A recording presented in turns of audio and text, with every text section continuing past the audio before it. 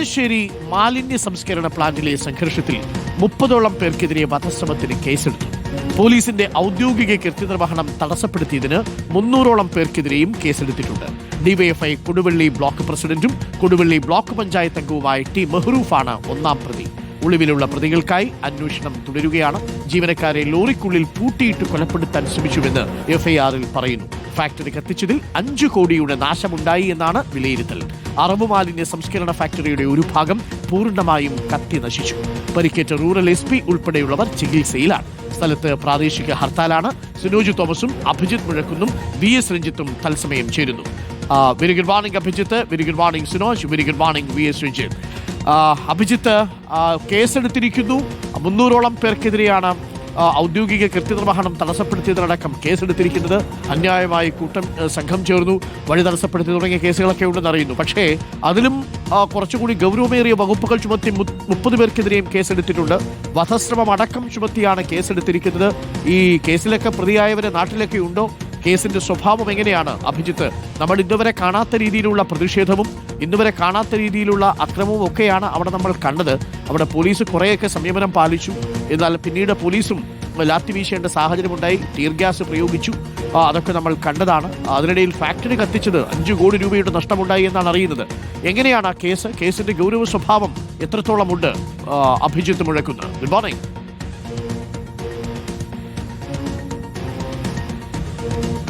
Arunkumar, good morning. അക്ഷരാർത്ഥത്തിൽ ഒരു യുദ്ധസമാന സാഹചര്യം തന്നെയായിരുന്നു ഇന്നലെ അമ്പായത്തോട് കട്ടിപ്പാറയിൽ ഉണ്ടായിരുന്നത്. കാരണം പോലീസും നാട്ടുകാരും തമ്മിൽ ഏറ്റുമുട്ടുന്ന ഒരു സാഹചര്യത്തിലേക്ക് കാര്യങ്ങൾ പോയി.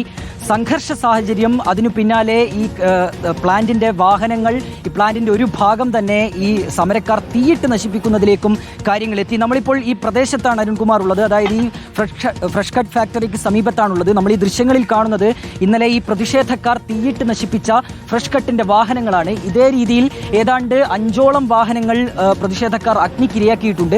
തൊട്ടടുത്ത് തന്നെ കാണുന്ന ആ ഒരു പ്ലാന്റിന്റെ ഭാഗമാണ് ഇന്നലെ നാട്ടുകാർ തീയിട്ടത്, പ്രതിഷേധക്കാർ തീയിട്ടത്. അതിന് പിന്നാലെ അത് പൂർണ്ണമായും കത്തി അമരുന്ന ഒരു സാഹചര്യത്തിലേക്ക് എത്തിയിട്ടുണ്ട്. ഫയർഫോഴ്സ് അതിന് പിന്നാലെ എത്താൻ ശ്രമിച്ചിരുന്നു. പക്ഷേ നാട്ടുകാർ ഫയർഫോഴ്സിന്റെ വാഹനങ്ങൾ തടയുന്ന രീതിയിലേക്കും കാര്യങ്ങൾ മാറി. ഇതിലിപ്പോൾ അരുൺകുമാർ സൂചിപ്പിച്ചതുപോലെ തന്നെ പോലീസ് കേസെടുത്തിട്ടുണ്ട്. ഈ പ്രതികൾക്കെതിരെ അന്വേഷണം ആരംഭിക്കുകയും ചെയ്തിട്ടുണ്ട്. ഇന്നലെ ഒരു കേസ് പോലീസ് എടുത്തത് അത് ഈ കലാപമുണ്ടാക്കുക തുടങ്ങിയ വകുപ്പുകൾ ചേർത്താണെങ്കിൽ ഇന്നിപ്പോൾ വധശ്രമത്തിലേക്ക് പോലീസ് കേസെടുത്തു എന്നുള്ളതാണ് ഏറ്റവും പ്രധാനപ്പെട്ട കാര്യം അരുൺകുമാർ. അതായത് ഈ FIR-ൽ പറയുന്നത് ഇങ്ങനെയാണ്: ഈ ഫ്രഷ് കട്ടിന്റെ ഫാക്ടറിയിലേക്ക് സ്ഫോടക വസ്തുക്കളും മാരകായുധങ്ങളുമായി എത്തിയ പ്രതിഷേധക്കാർ ഈ സ്ഫോടക വസ്തുക്കൾ പ്ലാന്റിലേക്ക് എറിയുകയും അങ്ങനെ ഈ ആളുകളെ, ഈ തൊഴിലാളികളെ തീയിട്ട് കൊലപ്പെടുത്താനുള്ള ഒരു ശ്രമം നടത്തുകയും ചെയ്തു എന്നാണ് FIR-ൽ പറയുന്നത്. കൂടാതെ ഏതൊക്കെ വാഹനങ്ങളാണ് തീയിട്ട് നശിപ്പിച്ചത്? ഇപ്പോ രാവിലെ നേരം വെളുത്ത് വരുമ്പോൾ തിരക്കൊന്നും ഇല്ലാത്ത സമയത്ത് നമുക്ക് സ്വസ്ഥമായിട്ട് കാണിക്കാൻ പറ്റുന്നുണ്ട്. ഏതൊക്കെ വാഹനങ്ങളാണ് കത്തിച്ചിരിക്കുന്നത് എന്ന് കൂടി ഒന്ന് കാണിക്കും. തീർച്ചയായും അരുൺകുമാർ, ഇന്നലെ ഈ ഒരു സംഘർഷം ആരംഭിച്ചത് ഏതാണ്ട് ഉച്ച കഴിഞ്ഞാണ്. രാവിലെ 9 മണി മുതൽ തന്നെ ഈ പ്രതിഷേധക്കാർ ഇവിടെ നിന്ന് പ്രതിഷേധം അവർ സാധാരണ നിലയിൽ നടത്തുന്നതാണ്. അത് തുടർന്ന് പോവുകയായിരുന്നു. അതിനിടയിലാണ് ഈ ഫ്രഷ് കട്ടിലേക്ക് ഈ അറവ് സംസ്കരണ അറവ് മാലിന്യങ്ങൾ കൊണ്ടുവരുന്നതിനായുള്ള വാഹനങ്ങൾ അത് ഈ ഫ്രഷ് കട്ടിലേക്ക് തിരികെ വരുന്ന സമയമായിരുന്നു. അത് ഉച്ച കഴിഞ്ഞാണ് സാധാരണ നിലയിൽ അത് തിരികെ വരാറുള്ളത്.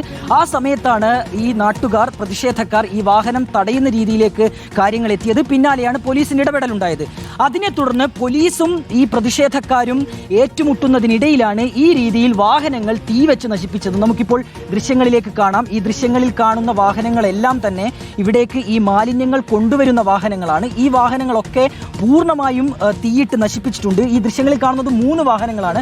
ഒപ്പം ഈ ഗോഡൌണിനകത്ത്, അതായത് ഈ പ്ലാന്റിനകത്തും ഒരു വാഹനമുണ്ട്. ആ വാഹനവും തീയിട്ട് നശിപ്പിച്ചിട്ടുണ്ട്. ഈ ഗോഡൌൺ, ഈ ഒരു പ്ലാന്റ് നോക്കിയാൽ നമുക്ക് കാണാൻ കഴിയും. അതും പൂർണ്ണമായും കത്തിയ നിലയിലാണ് അരുൺകുമാർ ഉള്ളത്. കാരണം ഫയർഫോഴ്സിനൊന്നും ഇവിടേക്ക് വരാനായി കഴിഞ്ഞിരുന്നില്ല. ഇതുമായി ബന്ധപ്പെട്ട, അതായത് മാലിന്യ സംസ്കരണവുമായി ബന്ധപ്പെട്ട പ്രവർത്തനങ്ങൾ ഒക്കെ നടക്കുന്ന ഒരു പ്ലാന്റാണ്. അത് പൂർണ്ണമായും അഗ്നിക്കിരയാക്കി എന്ന് തന്നെ പറയാം. ഫയർഫോഴ്സ് ഞാൻ സൂചിപ്പിച്ചതുപോലെ തന്നെ ഇന്നലെ രാത്രി ഏറെ വൈകി എത്തുന്നു. ഏറെ പണിപ്പെട്ടാണ് അവർക്ക് തീ അണയ്ക്കാൻ കഴിഞ്ഞത്. പക്ഷേ ഇപ്പോഴും ചില ഭാഗത്ത് നിന്ന് ഈ രീതിയിൽ പുകയൊക്കെ ഉയരുന്നുണ്ട്. പൂർണ്ണമായും കത്തിത്തീർന്നു എന്ന് നമുക്ക് പറയാൻ കഴിയില്ല. പക്ഷേ ചില സ്ഥലത്ത് നിന്ന് ഇപ്പോഴും പുകയൊക്കെ ഇങ്ങനെ ഉയരുന്നുണ്ട്. അതായത് ആ രീതിയിൽ വലിയ ഒരു തീപിടുത്തം തന്നെയാണ് ഈ ഒരു ഭാഗത്തുണ്ടായത്. ഇവർക്ക് മറ്റനേകം പ്ലാന്റുകളും സമീപത്തുണ്ട്. അതിൽ ഒരു പ്ലാന്റാണ് അല്ലെങ്കിൽ ഒരു ഭാഗമാണ് ഈ രീതിയിൽ തീവച്ച് നശിപ്പിച്ചിട്ടുള്ളത്. അരുൺകുമാർ, ഏതായാലും പോലീസ് കേസെടുത്തിട്ടുണ്ട്, അന്വേഷണം ആരംഭിച്ചിട്ടുണ്ട്. ഇതിൽ അരുൺകുമാർ ആദ്യം ചോദിച്ചതുപോലെ തന്നെ ഇതിൽ ഇവർ പ്രതികളായവരൊക്കെ തന്നെ ഒളിവിലാണ് എന്നുള്ളതാണ് ഇപ്പോൾ പോലീസുമായി സംസാരിക്കുമ്പോൾ നമുക്ക് മനസ്സിലാക്കാനായി കഴിയുന്നത്. 300-ലധികം പേർക്കെതിരെ പോലീസ് കേസെടുത്തിട്ടുണ്ട്. അതിൽ വധശ്രമത്തിന് കേസുണ്ട്, പോലീസിന്റെ ഔദ്യോഗിക കൃത്യനിർവഹണം തടസ്സപ്പെടുത്തിയതിന് കേസുണ്ട്, PDPP ആക്ട് ഉൾപ്പെടെ ചേർത്താണ് പോലീസ് ഇപ്പോൾ കേസെടുത്തിട്ടുള്ളത്. സിനോജ് അവിടെയുണ്ട്. സിനോജ് തോമസ്, വലിയ നഷ്ടമാണെന്ന് തോന്നുന്നു. ആ ദൃശ്യങ്ങൾ കാണുമ്പോൾ മനസ്സിലാക്കാം. വാഹനങ്ങൾക്ക് തീയിട്ട് നശിപ്പിച്ചു, ഒപ്പം തന്നെ ഫാക്ടറിക്ക് തീയിട്ട് നശിപ്പിച്ചു. നമ്മൾ ഇന്നുവരെ കാണാത്ത രീതിയിലുള്ളൊരു വലിയ പ്രതിഷേധമാണ്. വെളുപ്പിൽശാലയിലേക്ക് പ്രതിഷേധമുണ്ടെങ്കിലും ഇതേപോലെ വാഹനങ്ങൾ തീയിട്ട് നശിപ്പിക്കുന്ന രീതിയിൽ വലിയ രീതിയിലേക്ക് സംഘർഷത്തിലേക്ക് പോയിട്ടില്ല. ഇതിപ്പോൾ ഹർത്താൽ കൂടി പ്രഖ്യാപിച്ചിട്ടുണ്ട്. എന്താണ് സിനോജ് അവിടുത്തെ അവസ്ഥ? എത്രത്തോളം നഷ്ടമുണ്ട് ഈ ഫ്രഷ് കട്ട് അറവ് മാലിന്യ സംസ്കരണ പ്ലാന്റിന്? കോടതിയുടെ അനുമതിയോടുകൂടി പ്രവർത്തിച്ചുകൊണ്ടിരുന്ന പുനരാരംഭിച്ച പ്ലാന്റാണ് ഇപ്പോൾ തീയിട്ട് നശിപ്പിച്ചിരിക്കുന്നത്. അത്ര വേഗം ഇനി പ്ലാന്റിന് തിരിച്ചു പ്രവർത്തിക്കാൻ കഴിയുമോ സിനോജ്?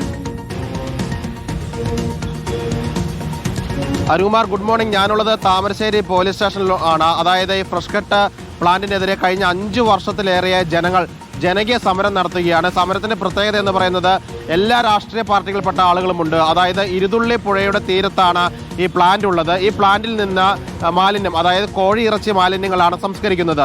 ഇതിന്റെ മാലിന്യങ്ങൾ രാത്രിയുടെ മറവിൽ പുഴയിലേക്ക് തള്ളുന്നു. പുഴ വഴി ഒഴുകി താമരശ്ശേരി, കോടഞ്ചേരി, ഓമശ്ശേരി, ഒപ്പം തന്നെ കൊടുവള്ളി നഗരസഭ ഈ പരിധികളിലുള്ള ജനവാസ മേഖലകളിലും ജലസ്രോതസ്സുകളും എത്തുന്നുവെന്നായിരുന്നു ജനങ്ങളുടെ പരാതി. ഒപ്പം തന്നെ ഈ ഫ്രഷ് കട്ട് ഫാക്ടറിക്ക് സമീപത്ത് ദുർഗന്ധം കാരണം ആളുകൾക്ക് ജീവിക്കാൻ കഴിയുന്നില്ല എന്നതായിരുന്നു പരാതി. ഇതുമായി ബന്ധപ്പെട്ട് വർഷങ്ങളായി സമരം ചെയ്തു. ഏതാനും മാസങ്ങൾക്ക് മുൻപാണ് 1 മാസം ഈ ഫാക്ടറി പൂട്ടിയിടുന്നത്. അതിനുശേഷം കോടതിയിൽ നിന്ന് അനുകൂല ഉത്തരവ് ലഭിക്കുന്നു. ജില്ലാ ഭരണകൂടം ഉൾപ്പെടെ ഇവർക്ക് അനുകൂല ഉത്തരവ് നൽകുന്നു. കാരണം കോഴിക്കോട് ജില്ലയിൽ നിന്ന് മാത്രമല്ല മറ്റ് ജില്ലകളിൽ നിന്നുകൂടി ഈ മാലിന്യം കൊണ്ടുവന്ന് ഇവിടെ സംസ്കരിച്ചിരുന്നു. നല്ലൊരു പ്രൊജക്റ്റ് ആയിരുന്നു. പക്ഷേ ഈ ദുർഗന്ധം, ഒപ്പം തന്നെ കുടിവെള്ള സ്രോതസ് ഉൾപ്പെടെ മലിനമാക്കുന്നതാണ് പ്രശ്നമായി തീർന്നത്. ജനങ്ങൾ വീണ്ടും സമരമായി മുന്നോട്ട് പോകുന്നു. അങ്ങനെ ജില്ലാ ഭരണകൂടം ഇടപെട്ട് ചർച്ച നടത്തി ഒരു ദിവസം 25 ലോഡ് സംസ്കരിക്കാമെന്ന തീരുമാനത്തിലെത്തുന്നു. പക്ഷേ അവിടെയും പ്രശ്നങ്ങൾ തീർന്നില്ല. ദുർഗന്ധം അതിയായി കൂടി വരുന്നു. ആളുകൾക്ക് രാത്രിയിൽ പോലും ഭയങ്കരമായ നാറ്റം വരുന്നു. അങ്ങനെയാണ് ജനങ്ങൾ ഇന്നലെ സംഘടിച്ച് സമരത്തിലേക്ക് പോകുന്നത്. അത് നേരെ കല്ലേറുണ്ടാകുന്നു. പോലീസ് തിരിച്ച് ഗ്രനേഡ് എറിയുന്നു. അങ്ങനെയാണ് SP-ക്കും ഈ താമരശ്ശേരി SHO ഉൾപ്പെടെ പരിക്ക് പറ്റുന്ന സാഹചര്യം ഉണ്ടായത്. നിരവധി നാട്ടുകാർക്കും പരിക്ക് പറ്റിയിട്ടുണ്ട്.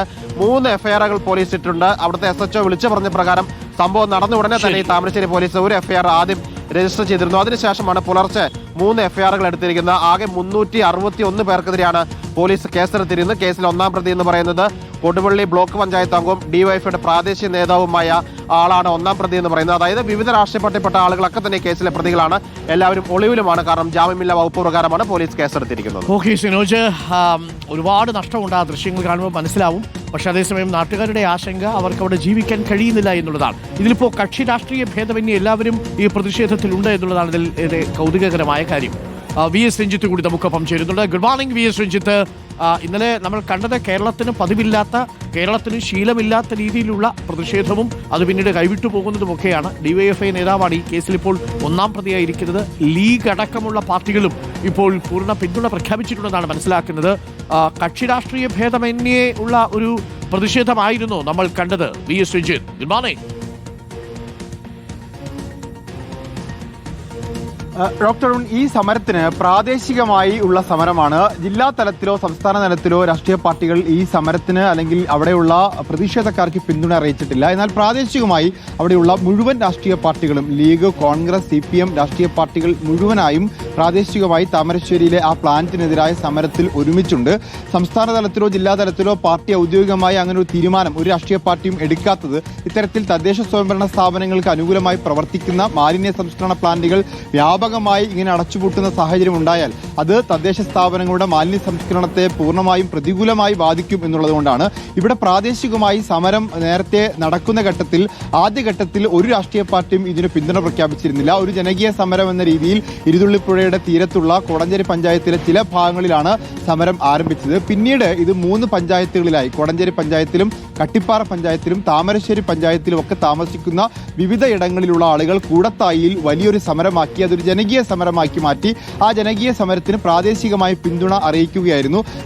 സംസ്ഥാന തലത്തിലോ അല്ലെങ്കിൽ ജില്ലാ തലത്തിലോ ഇതിന്റെ പിന്തുണ അറിയിക്കാത്തതിന്റെ പ്രധാനപ്പെട്ട കാരണം എന്ന് പറയുന്നത് കോഴിക്കോട് കോർപ്പറേഷന്റെയും കോഴിക്കോട് ജില്ലയിലെ പല ഭാഗത്തെയും അറവ് മാലിന്യങ്ങൾ സംസ്കരിക്കുന്ന ഒരു കേന്ദ്രമാണ്. ഒരു വലിയ റബ്ബർ പ്ലാന്റിനകത്താണ് ഈ ഒരു സംസ്കരണശാല പ്രവർത്തിക്കുന്നത്. ഇത് രണ്ടാമത് തുറന്ന് പ്രവർത്തിക്കുന്നത് കോടതി ഉത്തരവും അതുപോലെ തന്നെ പൊല്യൂഷൻ കൺട്രോൾ ബോർഡിന്റെ ഒക്കെ അനുമതിയോടുകൂടിയാണ്. അതുകൊണ്ട് തന്നെ എല്ലാ അനുമതിയും ഉണ്ട് എന്നുള്ളത് കൊണ്ട് ജില്ലാ തലത്തിലൊന്നും ഇത് വ്യാപകമായിട്ടില്ല. പക്ഷേ പ്രാദേശികമായി വലിയ ആരോപണങ്ങൾ ജനങ്ങളുടെ ഭാഗത്തുണ്ടാവുന്നു, വലിയ പ്രതിഷേധം ഉണ്ടാവുന്നു. അതിനെതിരെ മുഖം തിരിഞ്ഞു നിൽക്കാൻ രാഷ്ട്രീയ പാർട്ടികൾക്ക് സാധിക്കാത്തതുകൊണ്ട് തന്നെ പ്രാദേശികമായി ലീഗും കോൺഗ്രസും CPM-ഉം ഈ സമരത്തിന് പിന്തുണ അറിയിക്കുന്നുണ്ട്. ഇന്ന് സംഘർഷ സാധ്യതയൊന്നും ഇല്ലല്ലോ അല്ലേ രഞ്ജിത്ത്? ഇന്നിപ്പോൾ പോലീസ് ഇവരെ കയറി അറസ്റ്റ് ചെയ്യാനൊക്കെ നീക്കമുണ്ടെന്നാണ് അറിയുന്നത്. പക്ഷേ ഇവരാരും തന്നെ ഇപ്പോൾ സ്ഥലത്തോ വീട്ടിലോ ഒന്നും ഇല്ല അല്ലേ രഞ്ജിത്ത്? അതെ, പൂർണ്ണമായിട്ടും. അത് യതീഷ് ചന്ദ്ര ഇന്നലെ വന്നോടുകൂടി തന്നെ ആ പ്രദേശത്തൊരു വലിയ ഭീതിജനകമായ സാഹചര്യം നിലനിൽക്കുന്നുണ്ട്. ഒരു പോലീസിന്റെ ഭാഗത്തുനിന്ന് വീട് കയറിയിട്ടുള്ള ആക്രമണവും വീട് കയറി പ്രതികളെ പിടിക്കാനുള്ള ഒരു സാധ്യതയുമൊക്കെ കണ്ടിരുന്നു. കാരണം ഉത്തരമേഖല IG നേരിട്ട് എത്തുന്നു. അതുപോലെ റൂറൽ SP-ക്ക് അദ്ദേഹത്തിന്റെ മുഖത്തും കാലിനുമൊക്കെ പരിക്കേൽക്കുന്നു. മുഖത്ത് പരിക്കേൽക്കുക എന്ന് പറഞ്ഞാൽ വധശ്രമത്തിന് പോലും കേസെടുക്കാവുന്നതാണ്. അപ്പൊ അത്തരത്തിൽ വളരെ ഗൗരവത്തിലുള്ള ഒരു കേസായി ഇത് മാറുന്നു എന്ന് കണ്ടോടുകൂടി തന്നെ സമരത്തിന് ഇപ്പോൾ നേതൃത്വം കൊടുക്കുന്ന പ്രാദേശികമായുള്ള നേതാക്കളൊക്കെ ഒളിവിലാണ് എന്നാണ് നമുക്ക് മനസ്സിലാക്കാൻ സാധിക്കുന്നത്. ഈ സമരത്തിനൊരു ഏകീകൃത സ്വഭാവം ഉണ്ടായിരുന്നില്ല എന്നുള്ളതാണ്. കാരണം എല്ലാ രാഷ്ട്രീയ പാർട്ടിക്കാരും ഉള്ളത് കൊണ്ട് തന്നെയാണ് ആ രാഷ്ട്രീയ പാർട്ടി നേതൃത്വത്തിലൊരു ഏകോപനവും നേതൃത്വവും ഇല്ലാത്തതുകൊണ്ടാണ് ഈ സമരം അക്രമാസക്തമായി മാറിയെന്നുള്ളതാണ്. അല്ലെങ്കിൽ നേതാക്കന്മാർ പറയുന്നതിനനുസരിച്ച് ഒരു ഭാഗത്ത് ഇരുന്നൊക്കെ സമരം ചെയ്യേണ്ടതാണ്. പ്രത്യേകിച്ച് സ്ത്രീകളും കുട്ടികളും ഒക്കെ ഈ സമരത്തിനുള്ളതുകൊണ്ട് സമരത്തിന് അത്രമേൽ ശക്തി ഉണ്ടായിരുന്നു. അക്രമാസക്തം അല്ലെങ്കിൽ പോലും സമരം നല്ല ശക്തമായ സമരമായി മാറുമായിരുന്നു. അവിടെ അത്രയും സ്ത്രീകളും അവരുടെ ഭാഗത്തുള്ള കുട്ടികളും എല്ലാ പ്രായക്കാരും ആ സമരത്തിനൊപ്പം ഉണ്ടായിരുന്നു.